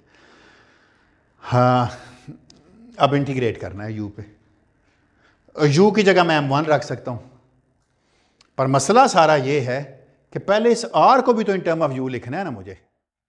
ये मुश्किल काम है, अब कैसे लिखूं, कोई मदद करेगा लिखने में? अच्छा, दूसरी बात है, इंटीग्रेशन की लिमिट्स क्या होंगी? r जब 0 है, r जब क्या है 0 है तो u क्या है m1 प्लस m3 है ना, या m2 प्लस m3, उसको मैं u नॉट कह लेता हूं। इसका मतलब है इसकी लिमिट है सम u नॉट से लेकर इन्फिनिट तक।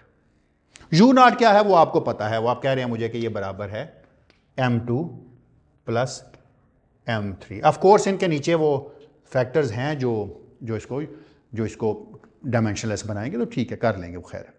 तो ये u नॉट से लेकर इन्फिनिट तक की लिमिट अब, ठीक है।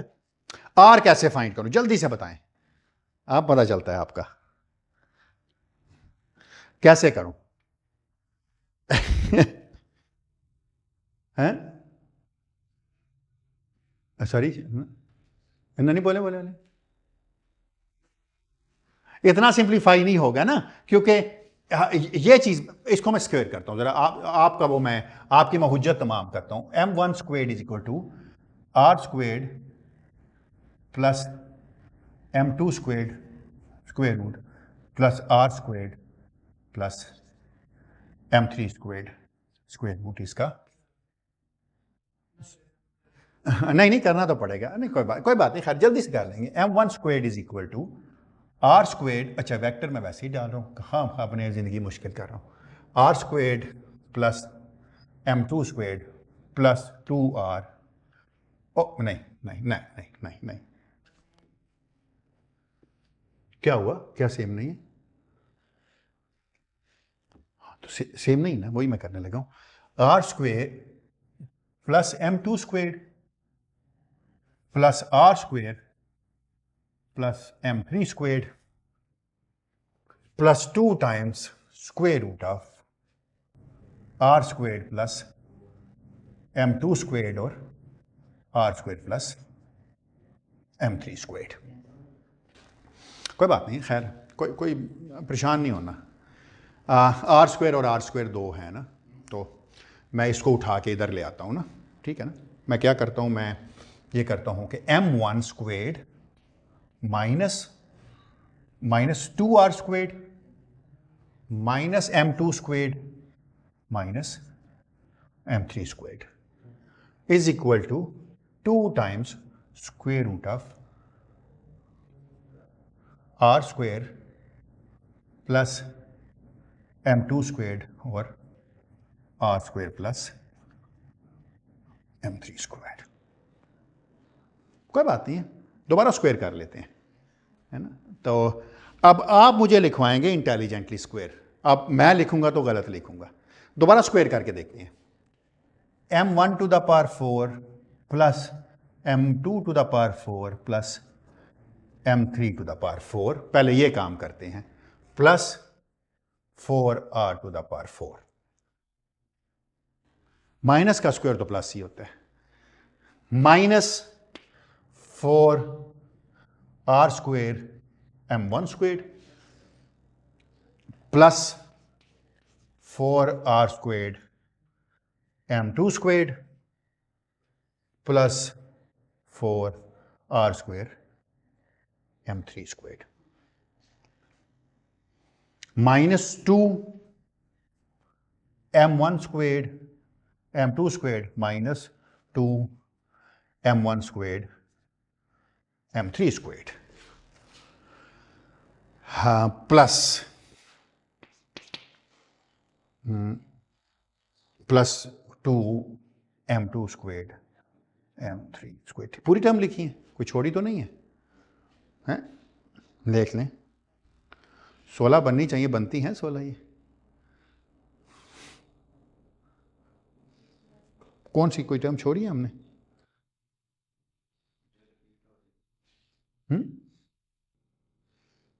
कोई छोड़ी भी है, नहीं छोड़ी?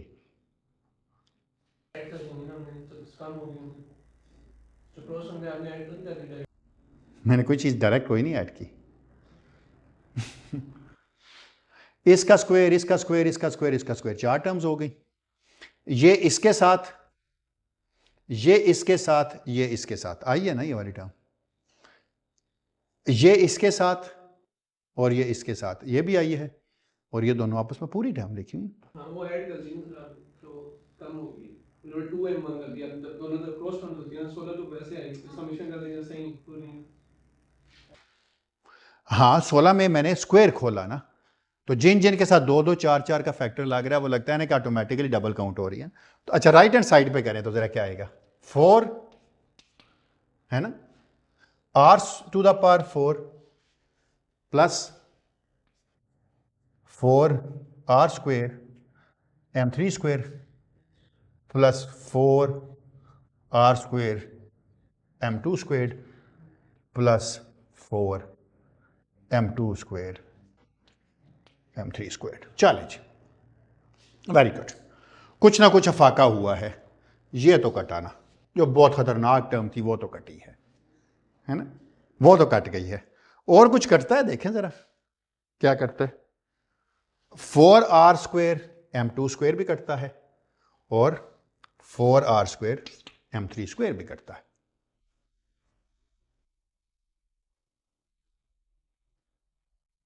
ओ सॉरी, ये मैंने गलत काट दी है, ये नहीं कटती थी, ये कटती है, हाँ ये वाले, ये ठीक है। चले जी, ये 2 है, ये 4 है, इसीलिए बाकी टर्म्स को भी देखें आप, तो इसमें -2 आता है, -2 आता है, ये 4 है, जब इधर लाऊंगा तो ये भी -2 ही रह जाएगा। तो ये देखें ना, ये और ये जब इधर लाऊंगा तो ये भी माइनस ही रह जाएगा। तो अब देखें जरा कितना साफ हो गया ये, तो आंसर आ गया इसका। So this is equal to m1 to the power 4 plus m2 to the power 4 plus m3 to the power 4। मैंने मैथमेटिका को दिया तो उसने 1 मिनट में मुझे बता दिया था किसके इक्वल है, फाइंड r लिखा था मैंने।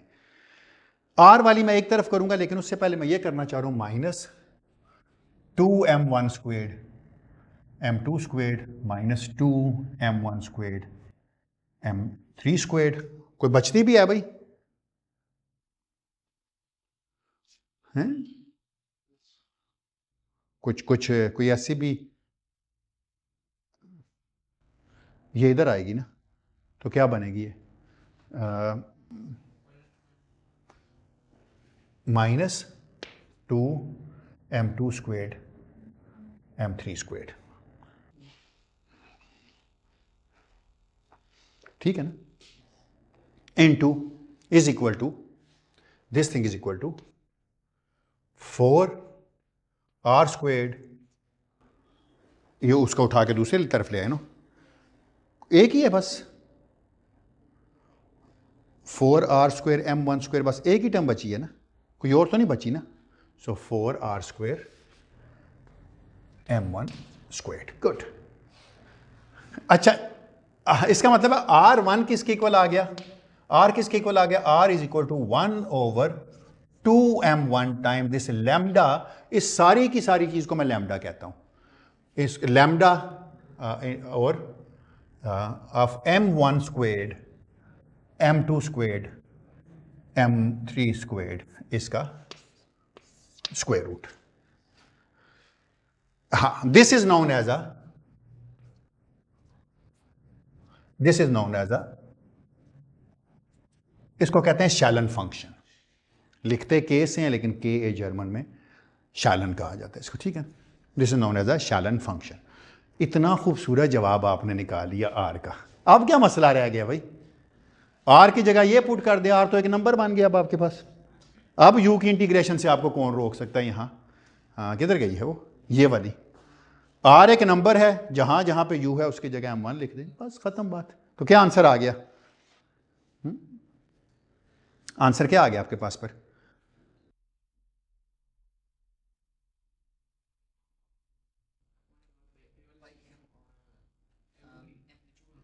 हाँ तो आंसर लिखवा दें आप मुझे, लिखवा दें जल्दी से आंसर गैमा का।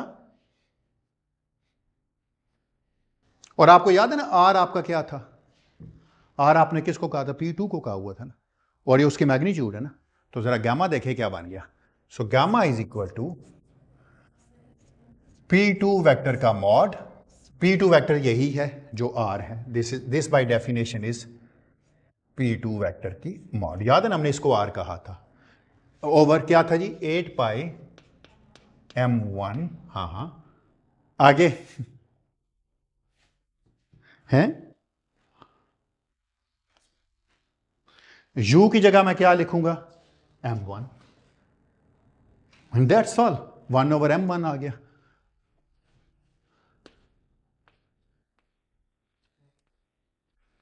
दिस इज द नहीं, एक चीज यार, एक चीज m बार साफ करके लिखते हैं, आखिरी रिजल्ट है हमारा, है ना, इस कोर्स का तो नहीं है। So this gamma becomes p2 mod squared over 8 pi m1 squared m bar. इसमें m बार एक नंबर होगा, कोई थीटा फाई डिपेंडेंस नहीं होगी, जहां जहां पे u है उसकी जगह m1 आ जाए। स्क्वायर नहीं है यहां स्क्वायर नहीं है, ठीक है, गुड, चल, वेरी गुड, वेल डन। अब मैं मैच कर लूँ कि जो मैंने किया है वो ठीक किया है या गलत किया है। अच्छा, ये बात याद रखिएगा आप, यहाँ पे सारे के सारी चीज़ें जो यहाँ चेंज की हैं ना, वो m मॉड में भी चेंज करनी है।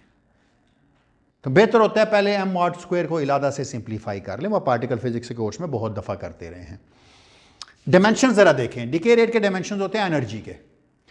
इसका मतलब ये है कि इसके डायमेंशन हैं एनर्जी के, इसके डायमेंशन हैं एनर्जी के स्क्वायर के, तो इसका मतलब है m मॉड स्क्वायर के डायमेंशंस क्या होने चाहिए थे, m के डायमेंशंस क्या होने चाहिए, एनर्जी के।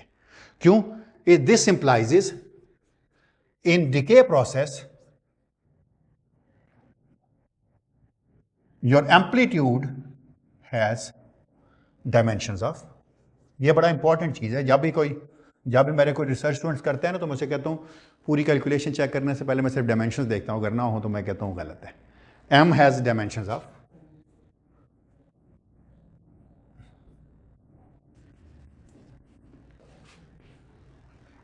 Energy and that's all.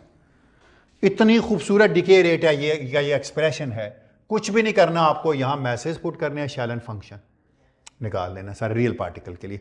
अगर कोई रियल पार्टिकल नहीं होगा तो one of the message square becomes the momentum squared. तो हम इसलिए मैंने कहा था 3 बॉडी फेस स्पेस को 2 बॉडी फेस स्पेस में कट करके आप उसको भी कैलकुलेट कर सकते हैं। किसी का कोई सवाल हो यहां तक? ये अमूमन आप देखिएगा लिखा होता है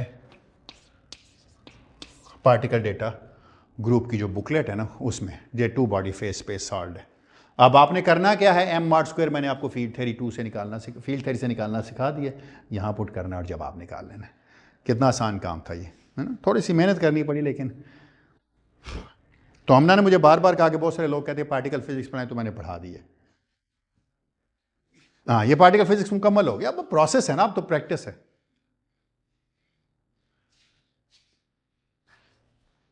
और पार्टिकल फिजिक्स में जो पोर्शन चार्ज कंजुगेशन पैरिटी वगैरह का है, वो एडवांस क्वांटम के लेक्चर में देख लें, वहां हमने सारा कुछ किया हुआ। तो चलें, पार्टिकल फिजिक्स खत्म हो गई है।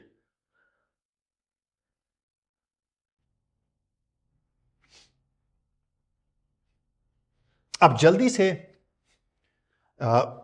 यही सारे का सारा process exactly similar cross section में करना है आपको। सिर्फ मैं चंद एक चीजें लिख देता हूं, बाकी मैं देखता हूं कि मैं कितनी चीजें कैलकुलेट कर सकता हूं।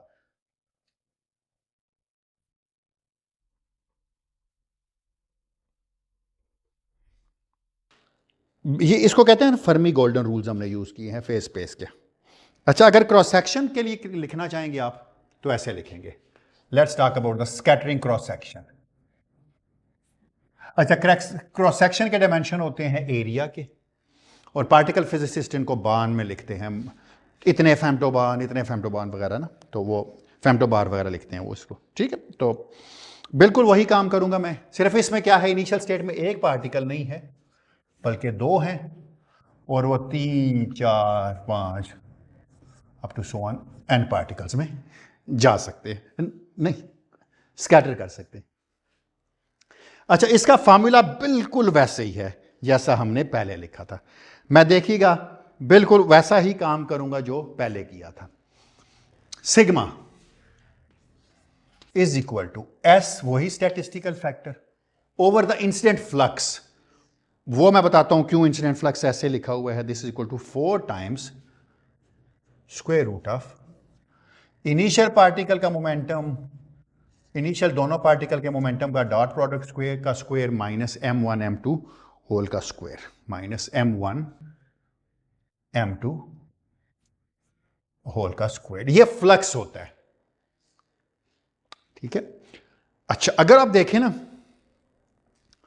तो अगर ये मोरलेस वैसी ही चीज लिखी होती, जो ये सिर्फ डिके रेट और उसमें फर्क है, बाकी कोई फर्क नहीं अभी तक लग रहा, सिर्फ डिके, बाकी फेस स्पेस का कोई ताल्लुक नहीं है इस चीज से। फेस स्पेस उसी तरह लिखी जाएगी जिस तरह पहले थी, m mod squared 2 pi to the power 4 delta 4। सिर्फ अब यहां पर क्या होगा, P1 प्लस P2, जिंदगी थोड़ी सी मुश्किल है, कोई रेस्ट पे नहीं है, minus P3 minus P4 minus up to so on Pn। आगे क्या लिखते थे हम,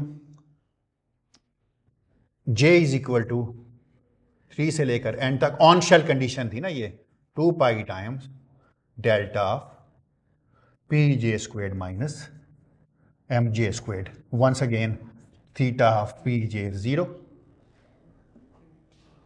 और d4 Pj over 2 pi to the power 4। Again हमारे लिए जो इंटरेस्ट की चीज होगी,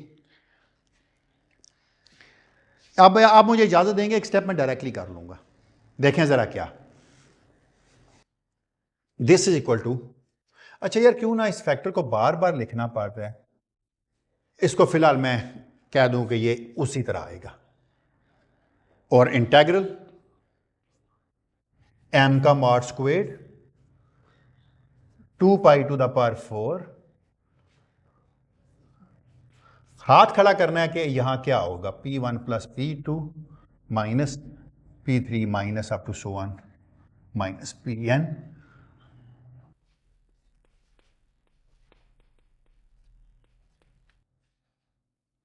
आप में से कितने लोग एग्री करते हैं मैं इसकी जगह लिख सकता हूं?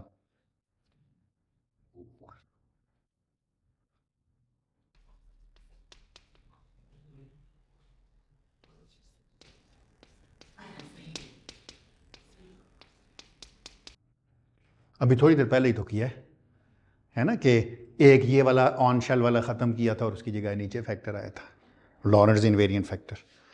वैसे अगर आप इस लॉरेंट्ज़ इनवेरिएंट फैक्टर को देखें ना, तो अगर हम मैथलेस पार्टिकल कंसिडर करते हैं ना, तो ये वैसे ही लिखा हुआ d cube p over 2 pi cube 2p0 square root, है ना लिखा हुआ था ना, याद हम लिखते थे शुरू में भी, पार्टिकल फील्ड थ्योरी कोर्स के शुरू में लिखते आए थे। तो फाइनमैन भाई साहब ने कोई भी चीज़ जो है ना वो अधूरी नहीं छोड़ी, सब कुछ करके दिया उन्होंने हमें। हाँ, सो चलें जी, अब हमें 2 पार्टिकल स्कैटरिंग करनी है, 2 पार्टिकल स्कैटरिंग करेंगे हम।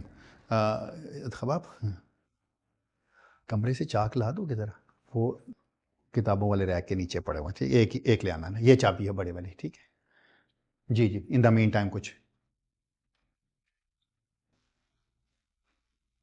हाँ वो आएगा, वो अब मुझे पता चल गया कि जो चीज़ मैं कर रहा हूँ उसमें Pj0 जो है ना वो लिखा जाएगा। अब मैं नहीं करूँगा उसके साथ, मुझे क्योंकि अब मैं डिटेल से एक्सप्लेन कर चुका हूँ ना।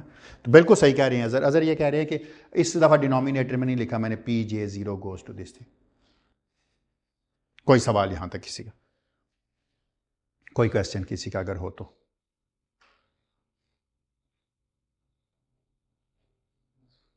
नहीं?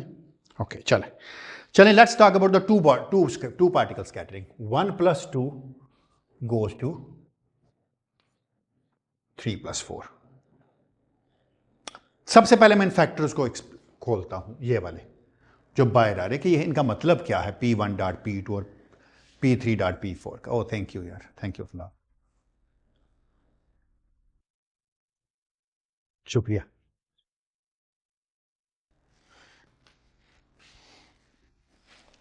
इसको मैं क्या लिख सकता हूं, मैं सबसे पहले 2 पार्टिकल स्कैटरिंग के लिए 2 to 2 पार्टिकल स्कैटरिंग के लिए इसको खोलूंगा।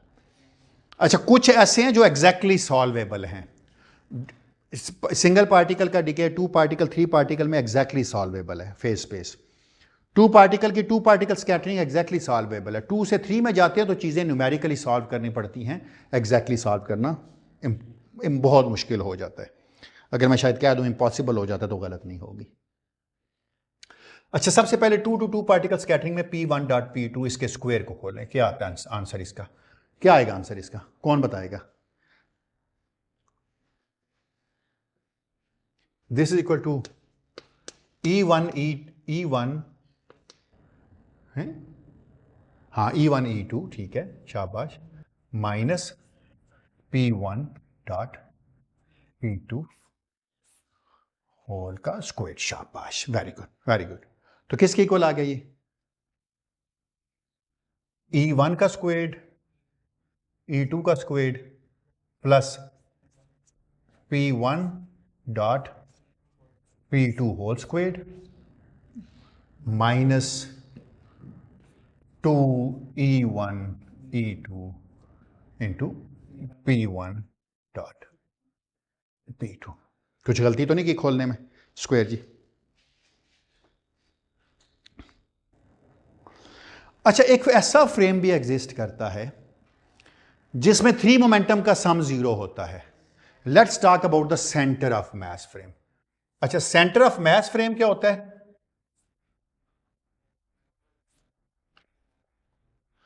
ऐसा फ्रेम जिसमें 3 मोमेंटम का सम जो है वो 0 होता है। इसका मतलब है सेंटर ऑफ मास फ्रेम में अगर पार्टिकल P1 मोमेंटम के साथ इधर से आ रहा है तो पार्टिकल P2 वाला इधर से आ रहा है। इसका मतलब है इनके मोमेंटम इक्वल इन मैग्नीट्यूड हैं, बस बट डिफरेंस इन साइन है डायरेक्शन की वजह से। सिमिलरली सेंटर ऑफ मास में अगर इनिशियल मोमेंटम 0 है तो कोलिजन के बाद P3 एक तरफ चला जाएगा और P4 दूसरी तरफ चला जाएगा, इसलिए इनके दरमियान में एक एंगल आ जाएगा P1 और P3 के दरमियान, P2 और P4 वगैरह के दरमियान में, लेकिन 3 मोमेंटम 0 है। तो in center of mass frame आप ये बात याद रखिएगा, P1 vector is equal to minus P2 vector, और यूजुअली हम पता है इसको क्या लिखते होते हैं, this is equal to PI vector, initial particles का। Similarly P3 vector is equal to minus P4 vector and this is equal to PF vector। बस अब कुछ भी नहीं काम करना आपको, इसको सॉल्व कर लें आप P1 डॉट P2 के स्क्वायर को, तो देखें क्या बन गया। अब मैं ये स्टेप तो आप मुझे इजाजत दें कि मैं डायरेक्ट लिख दूं, हैं चले, this is equal to E1 squared E2 squared, हालांकि E1 E2 भी रिलेट हो जाएंगे, इनमें भी मोमेंटम सेम हो जाएगा, प्लस इसके जगह क्या आ गया, इसमें आ जाएगा ना P10 E1 E2 minus P1 dot P2, यही होगा ना, तो ये आ जाएगा प्लस, बिल्कुल इनमें इसमें आ गया E1 E2 माइनस PI का मॉड स्क्वायर्ड।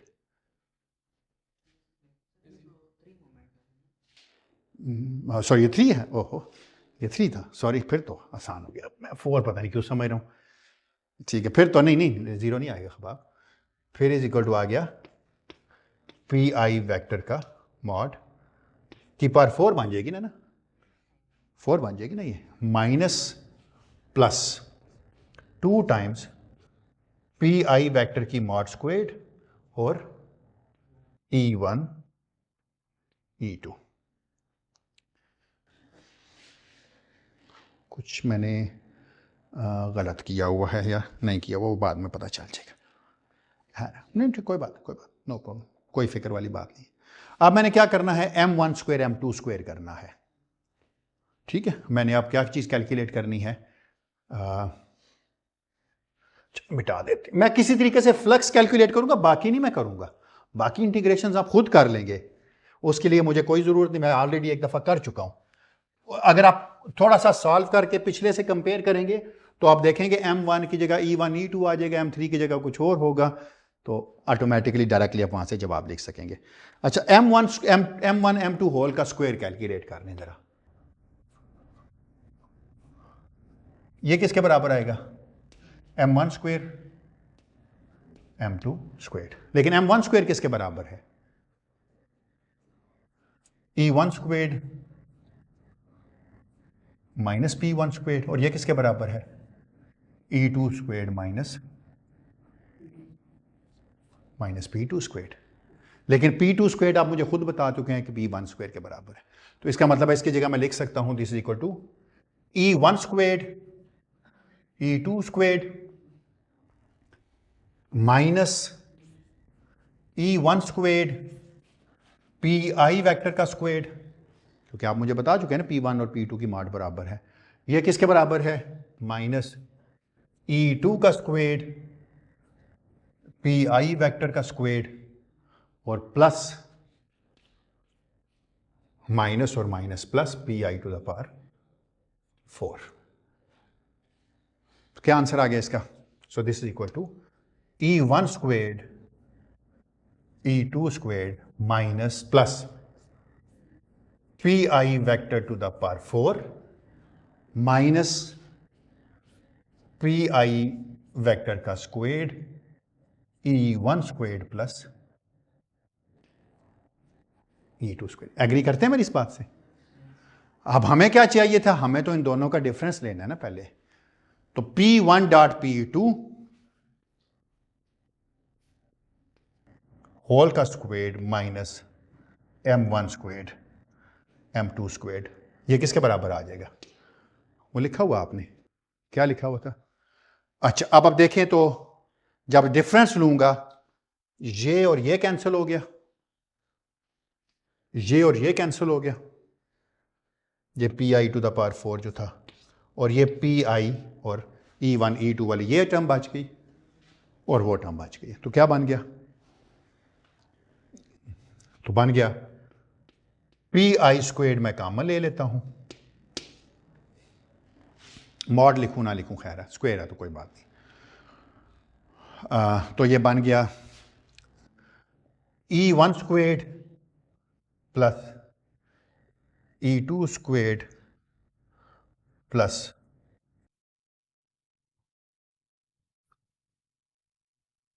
कितनी खूबसूरत चीज आ गई है ना।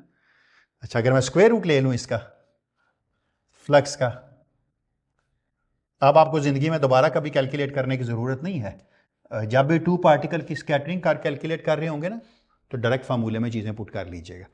This thing is equal to, लेकिन वो सारा काम M के साथ भी करना है, उसको घर में नहीं रखना, साथ में उसको भी लेके चलना है सारी चीजें। So this is equal to PI vector का मॉड्यूलस, ये E1 प्लस E2 होल का स्क्वायर लिखा हुआ मेरा तो ख्याल है, तो दिस बिकम्स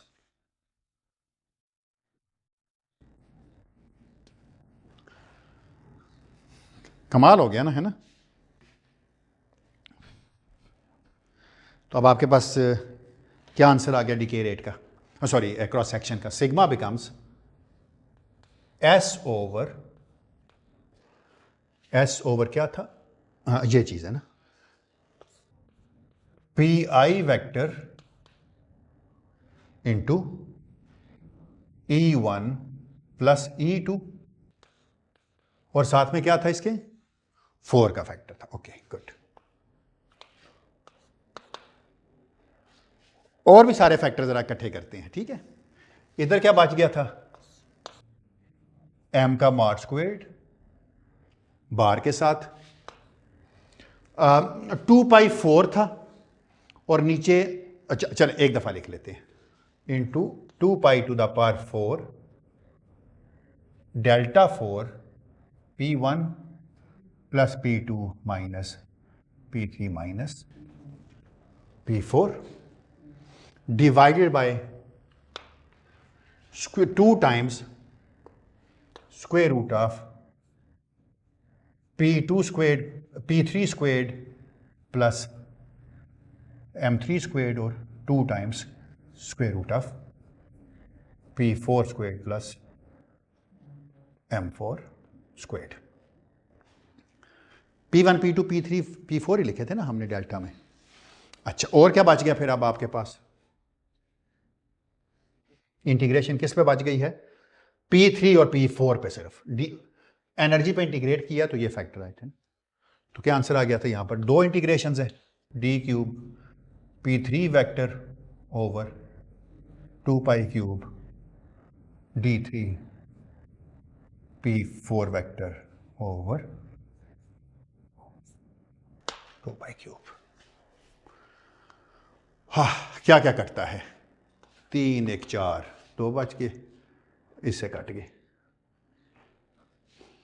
2 2 4 और 4 16 16 और 64।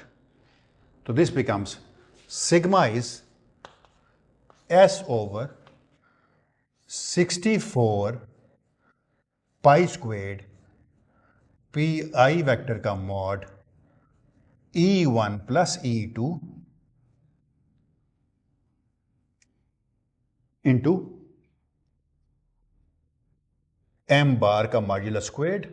इसका मतलब इसकी जगह आप लिख सकते हैं delta of E1 plus E2 minus E3 minus E4, और इसकी जगह लिख सकते हैं delta cube of P1 vector plus P2 vector minus P3 vector minus, और साथ में यही D क्यूब P3 वेक्टर और D क्यूब P4 वेक्टर। अच्छा, अब आप देखें ना, तो P1 वेक्टर और P2 वेक्टर आपस में बराबर है, इनके वेक्टर्स मैग्नीट्यूड में तो बराबर है, डायरेक्शन में अपोजिट है। तो बस अब आपने बाकी काम खुद करना है, वो मैं नहीं करूँगा, छोटा सा काम है, कोई यकीन कीजिए बड़ा काम नहीं है, क्योंकि P1 वेक्टर ये तो ज़ीरो हो गया ना, ये दोनों तो आपस में मिलके क्या बना देंगे, ज़ीरो, क्योंकि P1 वेक्टर जो है वो P3 वेक्टर के बराबर, P2 वेक्टर के नेगेटिव के बराबर है। इसका मतलब है यहाँ पर जो चीज़ बच गई वो क्या बन गई, वो बन गई delta cube of P3 vector plus P4 vector. और ये देखें सेंटर ऑफ मास में जब एक इंटीग्रेशन करेंगे तो ये आपको बता देगा कि P3 is equal to minus P4 है। इसको ज़रा देखें तो ये क्या बनता है, this is delta of E1 plus E2, लेकिन E1 प्लस E2 ही मैं लिखा रहने दूंगा, कोई मसला नहीं है, E1 plus E2 minus square root of P3 vector का square plus M3 square minus square root of P4 vector का स्क्वायर प्लस M4 का स्क्वायर। ये इंटीग्रेशन आपने ऑलरेडी की हुई है, सिर्फ M1 की जगह क्या आ रहा है, E1 प्लस E2, बाकी तो कुछ भी नहीं आ रहा ना अगर कंपेयर करें उसके साथ तो, और P3 और P4 वापस में बराबर हो जाएंगे, तो इंटीग्रेशन हम ऑलरेडी कर चुके थे।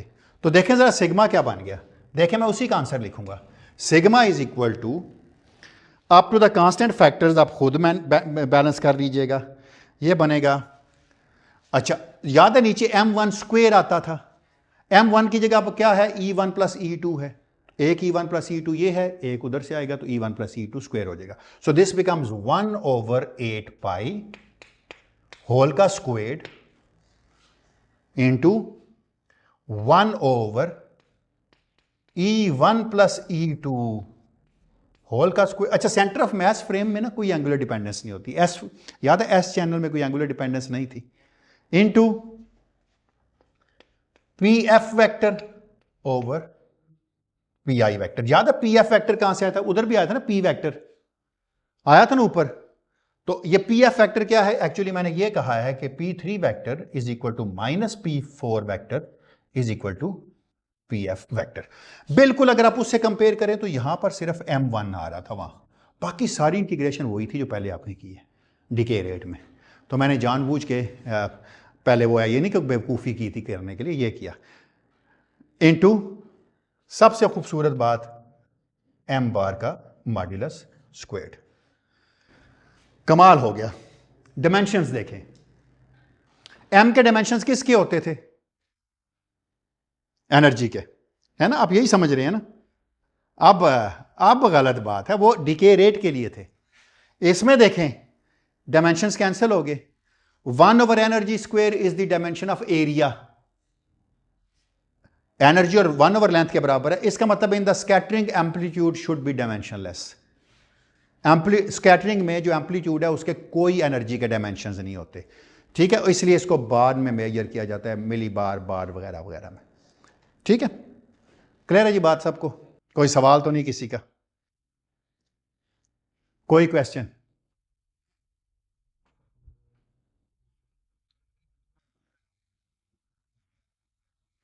एग्जैक्टली हम बिल्कुल हम वही करते हैं, इसलिए हम कहते हैं इसका क्रॉस सेक्शन इतना है, बार्न्स में मेजर करते हैं, और मैंने कहीं लिखा हुआ था कि 1 barn is 10 to the power -24 centimetre squared.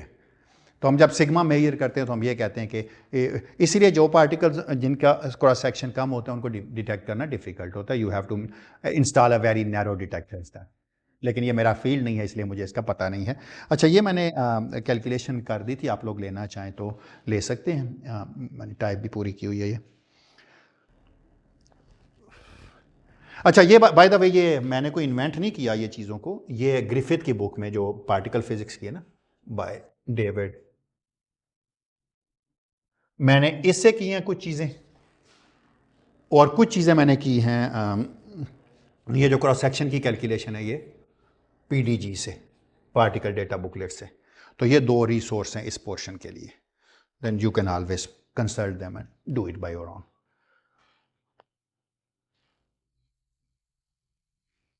बस कुछ बात नहीं. डी ओमेगा पे इंटीग्रेट. अच्छा हाँ, वेरी गुड, ये बहुत अच्छा सवाल. सॉरी यार, मैं एक चीज़ भूल गया. हाँ हाँ हाँ हाँ, बिल्कुल सही आपने मुझे याद कराया. ये मैंने सिग्मा नहीं लिखा बल्कि D sigma by D omega लिखा है, क्योंकि P3 और P1 और P2 के दरमियान में एंगल आएगा.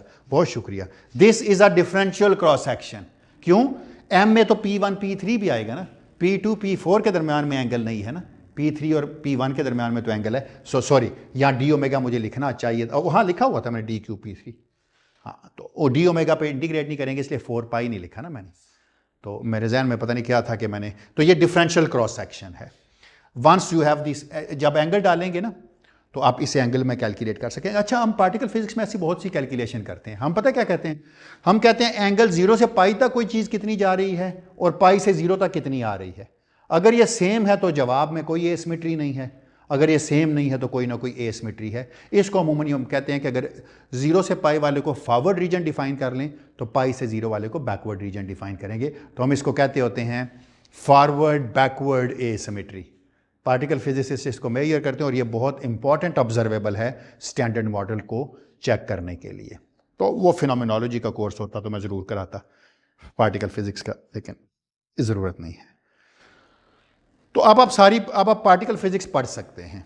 मैं ये नहीं कह सकता कि पार्टिकल फिजिक्स अब आपको आ गई है, अब आप इसके बाद पढ़ सकते हैं. देखिए, कभी भी एक्सपेक्ट ना कीजिए कि आपको कोई हर चीज़ पढ़ाएगा, क्योंकि ज़िंदगी जो है वो फाइनाइट है और knowledge almost compare to life infinite है. तो सारा नॉलेज कोई आपको इस फाइनाइट लाइफ में नहीं पढ़ा सकता. सिर्फ आपको सर्टन टूल्स सिखा सकते हैं और टूल्स के बाद आपको खुद पढ़ना पड़ता है. ठीक है ना? तो आप जितनी स्ट्रगल करेंगे उतना ही ज़्यादा चीज़ों को सीखेंगे. I think that is the right way to stop. Thank you. End कर देते हैं कोर्स को यहाँ पर.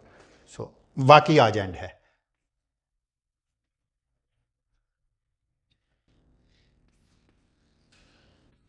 थैंक यू, बहुत शुक्रिया आपका. मैंने एंजॉय किया आपको पढ़ा के और मुझे पता चल गया आपने कितना एंजॉय किया आके, तो इसलिए आपको कहने की ज़रूरत नहीं है ना.